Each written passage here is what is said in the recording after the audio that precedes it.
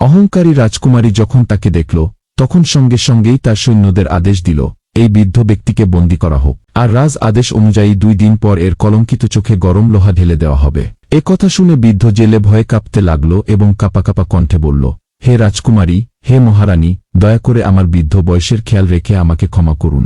কিন্তু রাজকুমারীর হৃদয়ে বৃদ্ধের কথার কোনো প্রভাব পড়ল না। সে কঠোরভাবে আদেশ দিল, এই অভাগার চোখ উপড়ে ফেল। এ কথা বলে সে তার কাফেলা সহ সামনে এগিয়ে গেল, আর বৃদ্ধ জেলে কাঁপতে কাঁপতে কাকুতিমিনতি করে ক্ষমা ভিক্ষা চাইতে থাকল।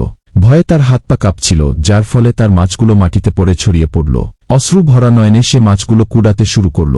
তখন রাজকুমারীর সৈন্যরা ধমক দিল, তুই কি করছিস, বেয়াদব বুড়ো, তুই পুরো পথ নোংরা করে ফেলেছিস। ঠিক তখনই এক যুবক সেখানে এলো এবং বৃদ্ধের মাছগুলো একত্র করে তার ঝুড়িতে তুলে দিল। এই দেখে সৈন্যরা রাগান্বিত হয়ে যুবককে ধমক দিল, চল এখান থেকে, নিজের পথ দেখ। কিন্তু সেই যুবক মনে মনে প্রতিজ্ঞা করল, সে একদিন অহংকারী রাজকুমারীকে উপযুক্ত শিক্ষা দেবে। কি হবে এরপর জানতে আমাদের সঙ্গেই থাকুন।